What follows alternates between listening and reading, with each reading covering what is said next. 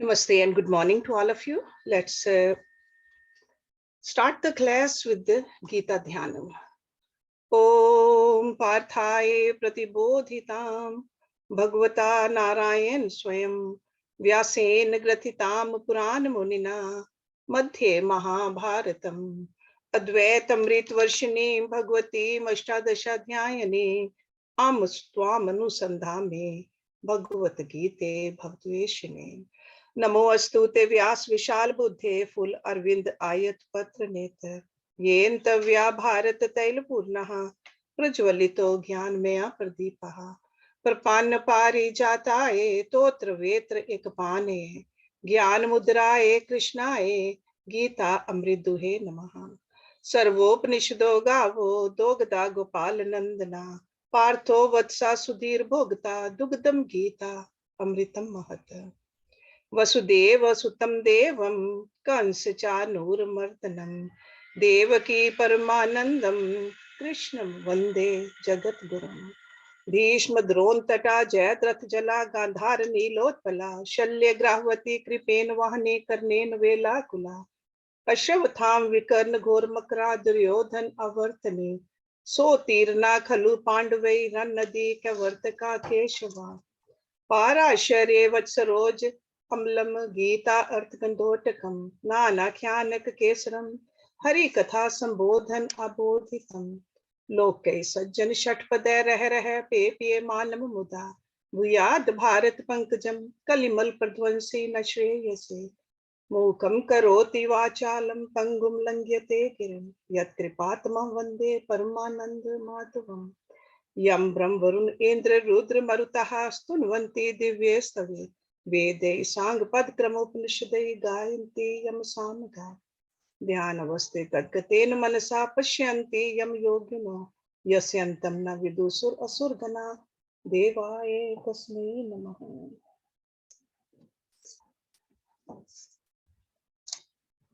Sundays we are studying Bhagavad Gita and we are on chapter number 6, Atma Sanyam Yoga.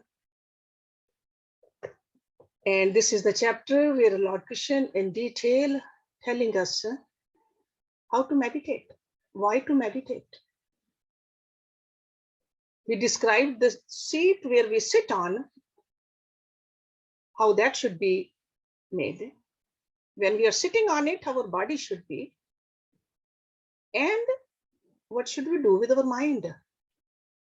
Then last week we saw, he gave us some stages of progression also, so that we know we are meditating, are we really progressing or not?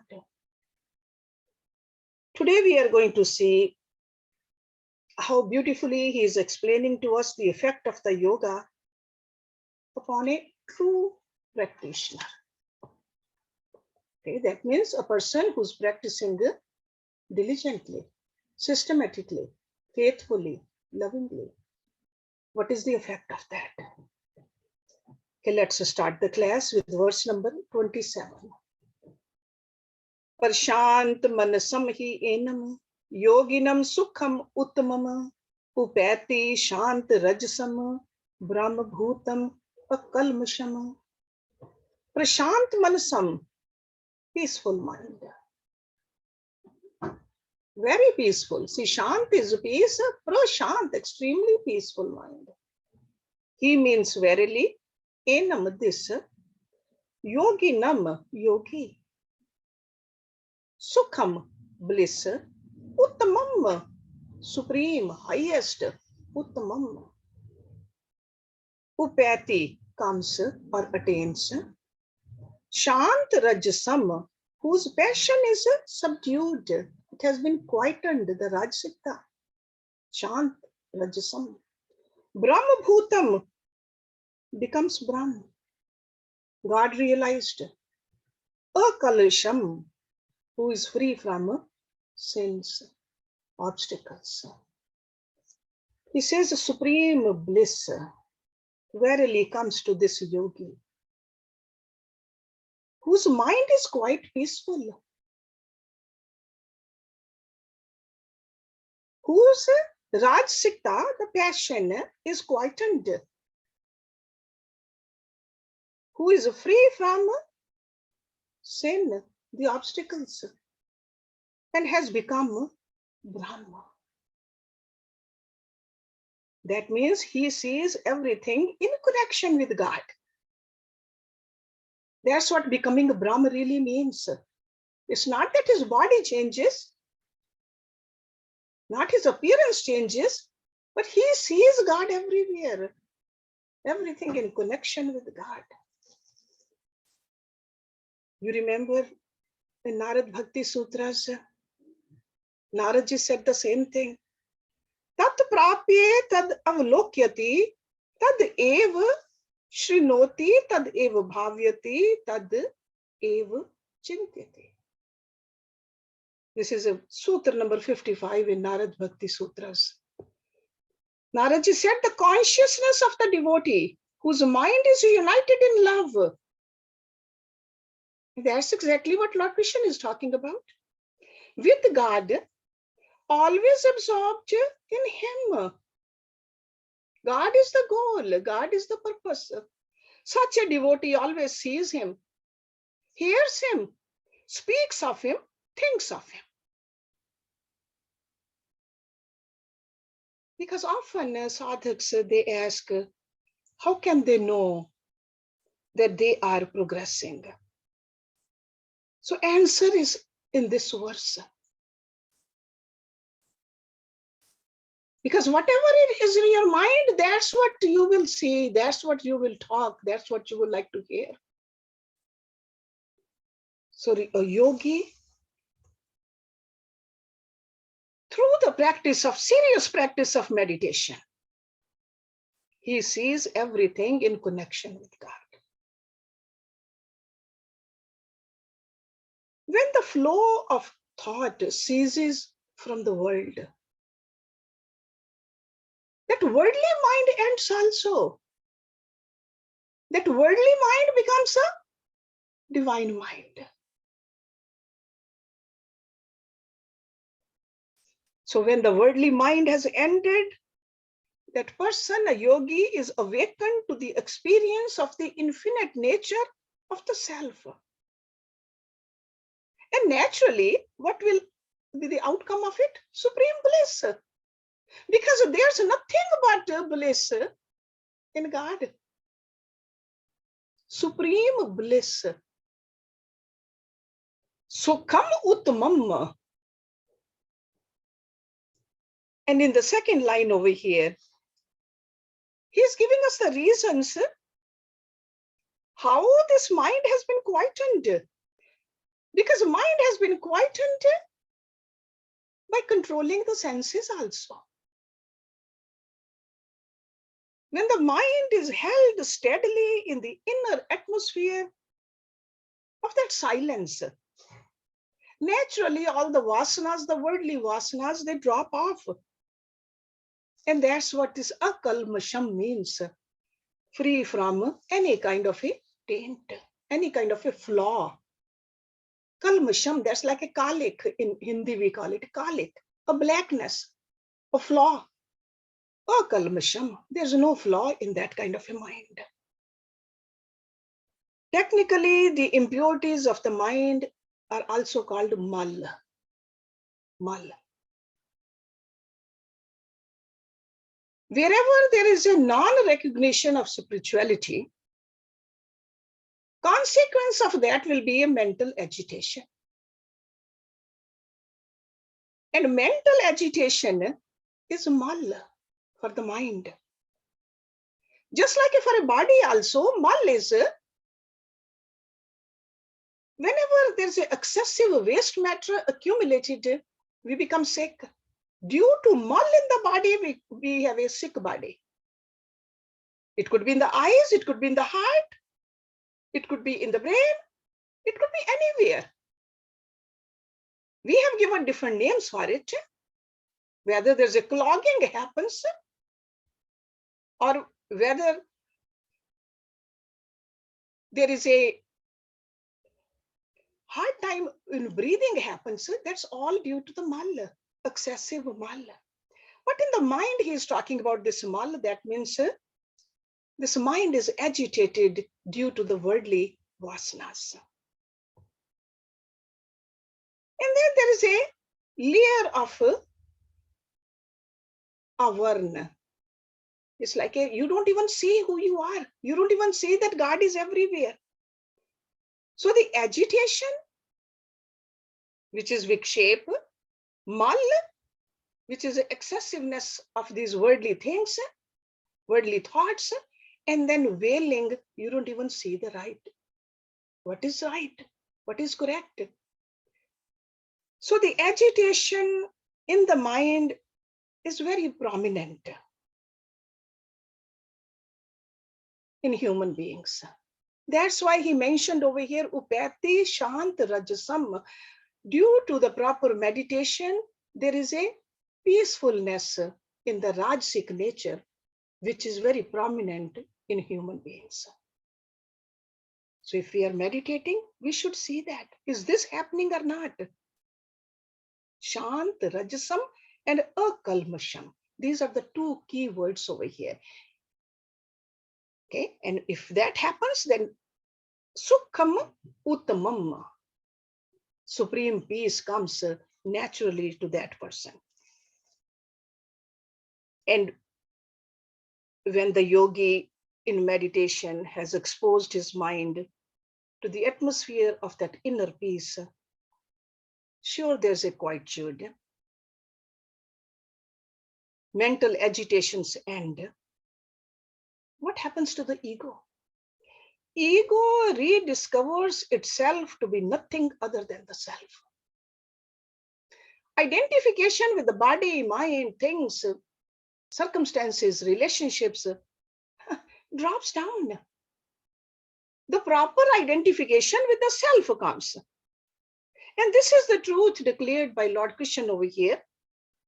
Brahma Bhut, he becomes Brahma. And how this experience of the self can be the constant life of the yogi. Let's look at next one. Yunjan evam sada atmanam yogi vigat kalmashaha sukhen brahma samsparsham atyantam sukham ashnute. Yunjan, uniting or practicing. Yunjan. Evam das, sada, always. Atmanam, the self. Yogi, vigat kalmashaha, free from the sins, free from the flaws. Vigat, gone. Sukhen, easily. Brahma samparsham, constantly in touch with the Brahma. Contact with the Brahma constantly. Atyantam, infinite, highest. Sukham, bliss, ashnute, enjoys. The yogi, always engaging the mind in the practice of yoga. Okay, not just only sitting down meditation, few minutes here and there, always. Freed from the sins, easily enjoys the infinite bliss of the Brahma contact. It's not only in your meditation room, at your workplace also, among the friends also, among anybody else also. All the time, Brahma contact. This happens to the true meditator who is meditating steadily, systematically, with love, thinking that this is my duty. Not like a burden, but this is my duty. All the imperfections in the personality, they just flow out. This is the benefit of serious meditation. The mind at the pinnacle of its meditation shatters itself. It just drops down. I always give you the example of that. The air in the balloon. When you shatter that, when you puncture that balloon, what happens to the air inside the balloon? It becomes one with the atmosphere. The same thing happens with this mind also. You need to puncture it. With ease, it attains the infinite bliss arising out of the contact with Brahma. This is the ease. So over here, Lord Krishna is trying to make an agitated, restless, inquisitive intellect to understand this very positive and dynamic reality which can be gained immediately. We are all looking for happiness actually in life. No matter whom we talk to, or even we see a little bug looking for happiness. And will go towards the sugar, not towards the salt for happiness. Everybody wants happiness. Our rishis, they have classified happiness in 4 categories. We were studying Bhagavad Purana for a couple of years. Over there, Rishi Vyas has mentioned 4 categories of happiness in one simple verse. He said, Satvikam Sukham Atmutam Vishyotam tu Rajasam Tamsam Moha Dena Yotam Nirgunam Madhupashyam. So 4 kinds of happiness. Tamasic happiness is the pleasure which we derive from narcotics, alcohol, cigarettes, meat products, violence, excessive sleep. That's all tamasic happiness, which takes us towards the dullness.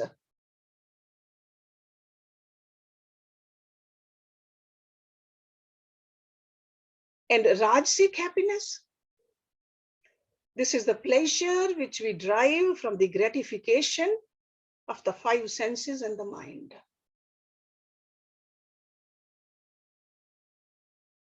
And Sattvic happiness is a pleasure we experience through practicing virtues such as compassion, service to others, cultivation of knowledge. The Jnani is feeling this. When they stabilize the mind on the soul, that is a Sattvic happiness. But Vyasji is talking about the higher happiness, higher than that. That's what Uttamam Sukh is, Nirgun happiness. Because the other 3, they are dependent upon the gunas of the nature. Sattvikta, Rajsikta, and Tamsikta. Nirgun happiness is a divine bliss of God, which is infinite in nature. So Lord Krishna is explaining in this verse, this kind of a happiness, which is free from a material contamination. That's what akalmasham is. It's not dependent upon the nature or material things. And this yogi becomes united with God and attains the highest state. So experience of the infinite joy. So yogi attains the infinite bliss through the Brahma contact. And Brahma contact should be understood as a self-contact also, who we are. The real self, the Atma, which is part of Paramatma. And in the following verse, we'll get a description of the effects of yoga and the perception of oneness, even in this pluralistic world. Sarva bhutastham atmanam, sarva bhutani cha atmani, ikshate yoga yuktatma, sarvatra sam darshana.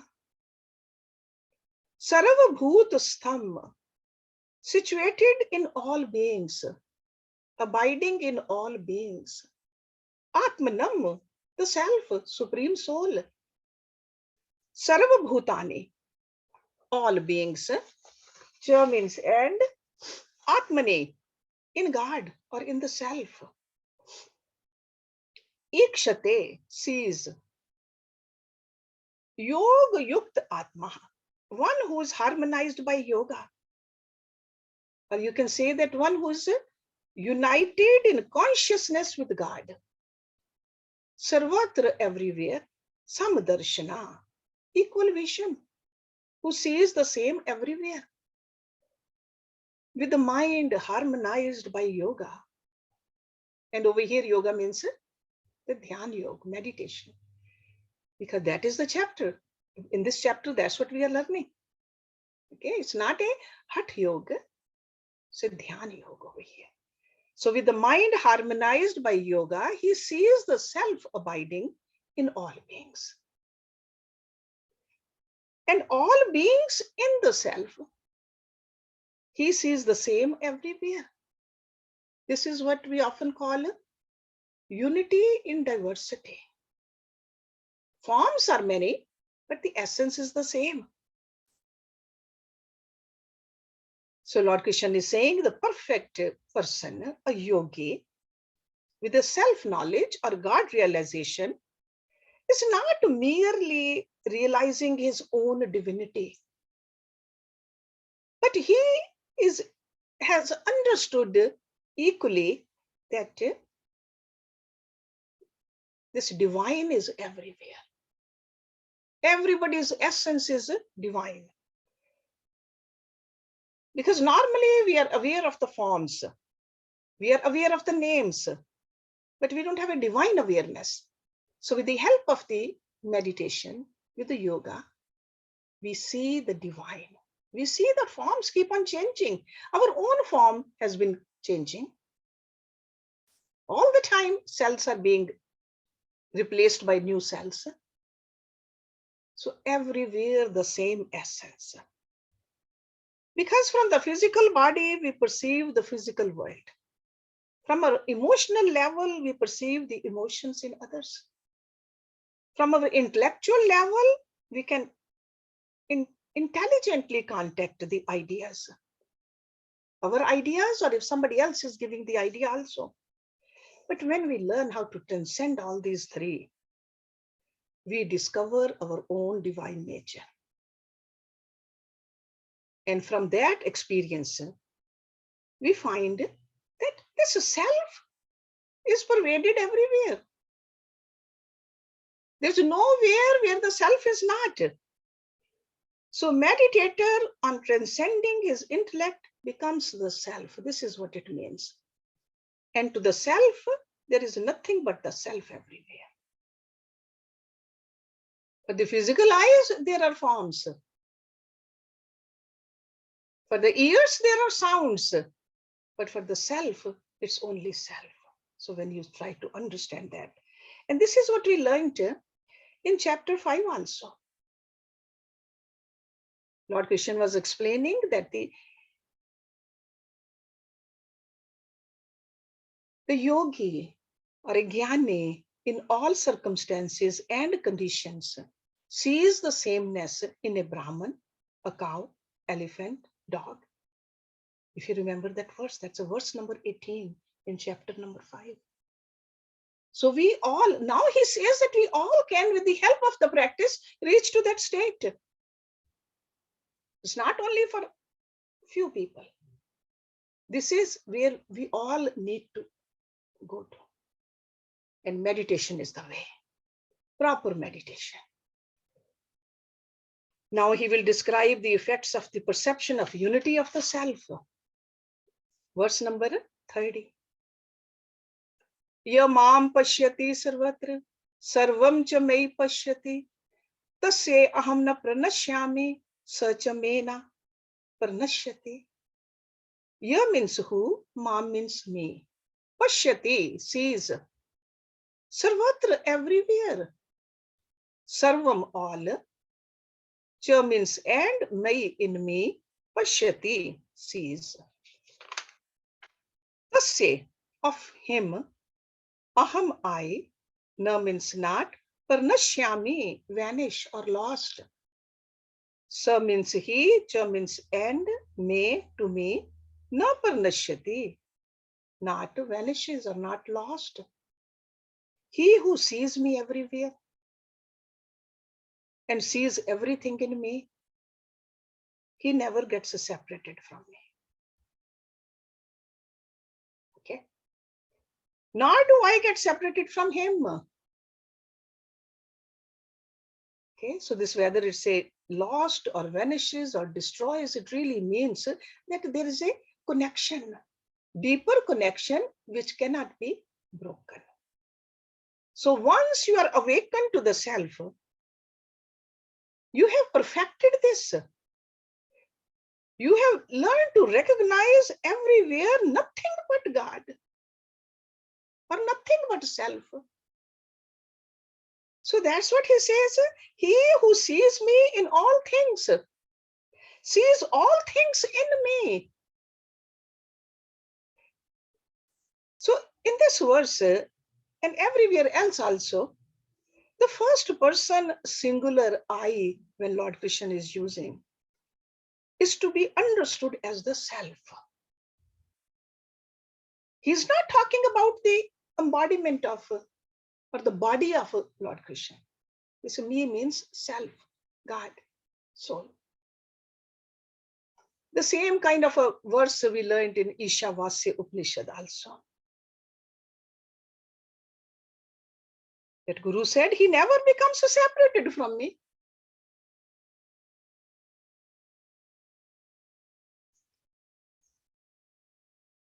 A meditator, once he has fulfilled the process of detachment,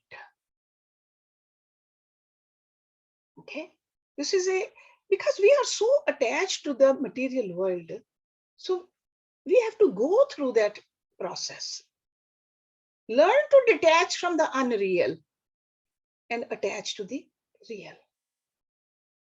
So once a person has fulfilled the process of detachment from the not self, himself becomes the eternal and infinite. Every guru says that.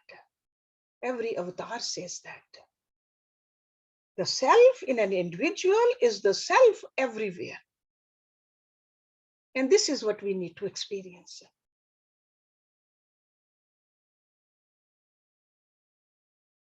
Here, Lord Krishna says that not only the seeker comes to feel the selfhood, but I, the self, becomes homogeneously one with him. He says, I become one with him. There's no difference between God and me then. And that's what he has been telling us, Brahma Bhutam. And emphasizing the same idea that how this perfection comes into a meditator. He's adding another verse over here. Sarvabhut sthitam yamam bhavati ekatvam asthita. Bhajati ekatvam asthita. Sarvatha vartamana api sa yogi mai vartate. Sarvabhut sthitam, abiding in all beings. Ya means who, ma means me, bhajati, worships. Like a bhajan, worship. Ekatvam, in unity. Asthita, established. Sarvatha, in every way. Vartmanaha, remaining. Api means also. Sa means that. Yogi, mai, in me. Vartate, abides, dwells. He who being established in union, in unity, worships me, who dwells in all beings. That yogi abides in me, whatever be his mode of living. That means through engaged in all kinds of activities. Connection is there. There's never a severance in that connection. This is a life of a yogi. That's why I always tell you that sitting down meditation becomes an active meditation. No matter what you're doing, you're connected with the highest. This is Lord Krishna is telling us. So this verse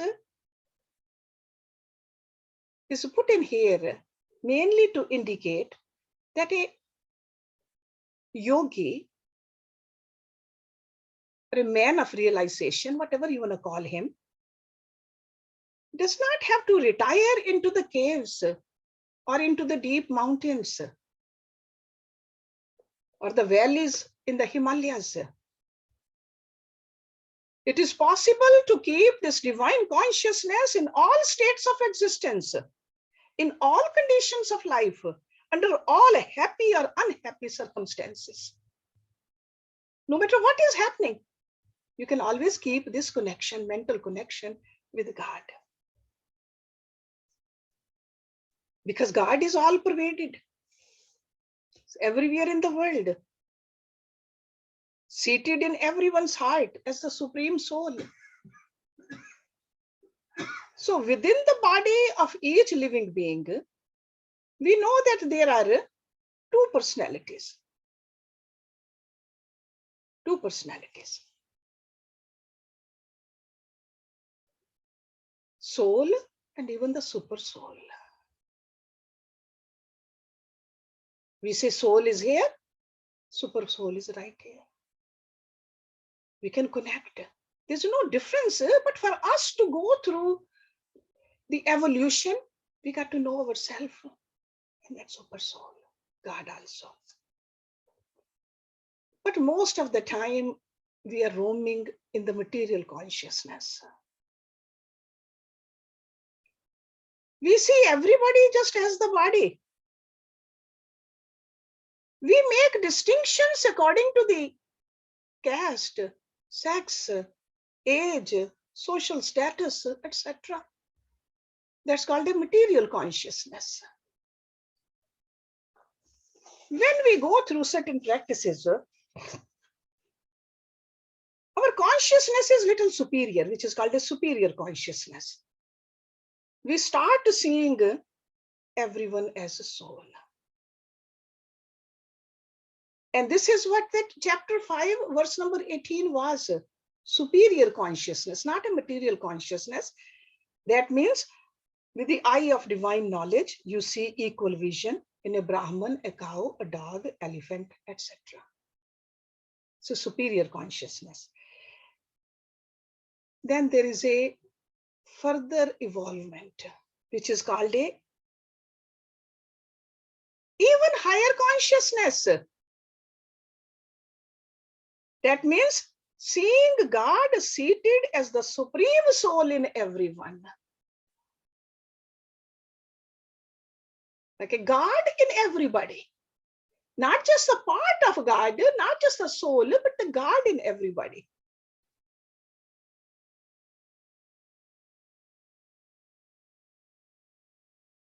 These are called Hans. Hans word is used in the scriptures for these. That means a swan who can separate milk from water. But then Lord Krishna talks about even higher than that. Not just a Hans, Paramhans, most elevated yogis. And with the help of the meditation, we can reach there. They only see God. There's no separation. There's no milk and water. It's only milk and milk. Paramahans. They have no perception of the world. And this was the level of realization of Shukadevji, Vyasji's son. And in this verse, Lord Krishna is talking about this kind of a yogi. That we need to reach there. Sure, we got to go through these stages, third and the fourth stage also. Or let go of the first stage and second and a third. And then reach to the fourth. We got to ponder upon these verses. We got to see that our own sadhana, where is it taking us? It's not that we have to do certain kind of a work to reach there. That's why Lord Krishna added Sarvatha Vartamano Api. No matter what you are doing, you could be cleaning the bathroom, or you can be cooking, or you can be serving, you can be teaching, you can, anything you do. Can you see God? Only God or not? We can start at least during our meditation time, or even in our prayer time. Do we see God only when we pray? When we do the yajnas, do we see the fire, or do we see the God in the fire?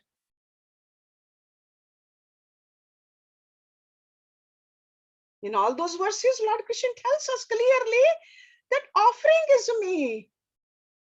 That is God. The ghee is also Brahma. The fire is Brahma. The process of offering, everything is Brahma. That's why he put over there, bhajati ekatvam asthita.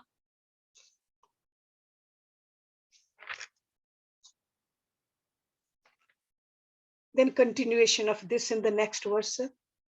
Atma opmayan sarvatra samam pashyati ya arjuna sukham va yadi va dukham sayogi paramamata. Atam upamayana, through the likeness of the self, like a similarity, similar to oneself. Sarvatra, everywhere, samam, equally or equality. Pashyati, sees, ya means who, Arjuna.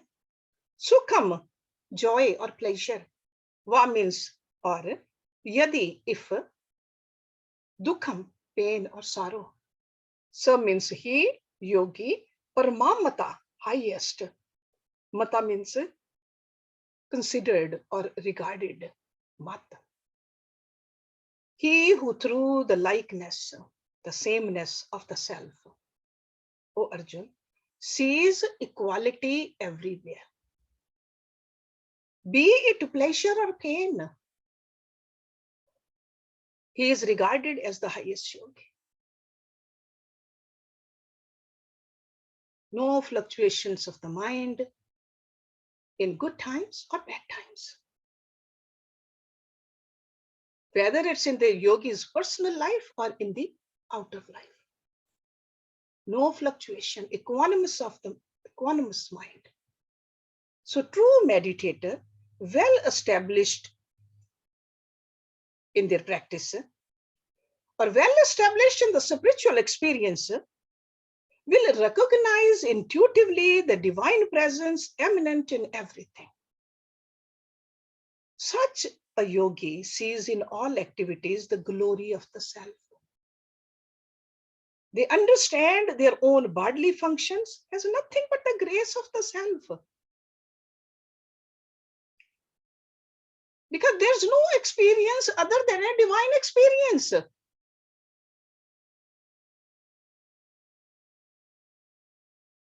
This reminds me of, there is a modern age guru, Ramdas. I have read his books. He went through a stroke. And he called that stroke Guru Kripa. He was a professor. He used to give lectures, eloquent speaker. After stroke, words wouldn't come out. People had to wait 10-15 minutes for a word to come out of his mouth. But he called that stroke a Guru Kripa. That is the experience, whether in a joy or in a pain. Seeing the hand of divine in everything.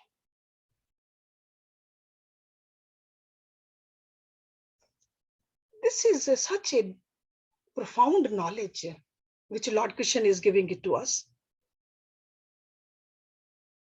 Over here in this verse, he is declaring basically, see God in everybody. Just like in Christianity, they say, love thy neighbor as thyself. When we can see God in our neighbor, only then we can love them. So with the help of the meditation, Lord Krishna says that you raise your awareness to that level. So highest yogi, according to the Bhagavad Gita, is one who feels the pains and joys of others as intimately as their own. Do unto others as you would be done by. We all know that.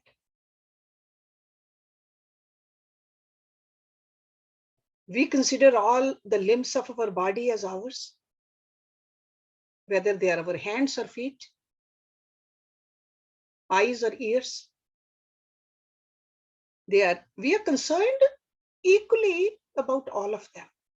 Similarly, these yogis who see God in all beings consider the joys and sorrows of others as their own. That is a true yogi.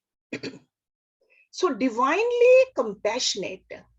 Rishi Patanjali called this compassion karuna. Karuna. There should be a more and more production of that in our heart. In a yogi, love is his very breath, and kindness his very sustenance. That's a yogi's life. So such yogis are always the well-wishers of all souls, and they strive for the eternal benefit of all. And this is what's called samdarshina, equality of vision. Now, next time when we meet, we'll see, after listening to all this, that this meditation takes us to that level. It brings the calmness in the mind. We can see equality everywhere. Arjun has some questions and actually doubts also. So starting from verse number 33, Arjun speaks actually for all of us. Because we have this disturbed mind also. We are trying to quieten it, but it gets disturbed. So we'll see how Arjun is asking this question and how then Lord Krishna is going to give the answer also next time. Om Purnamada Purnam Idam Purnat Purnamudachyate Purnasya Purnamadaya Purnameva Visheshyate. Om Shanti Shanti Shanti Om.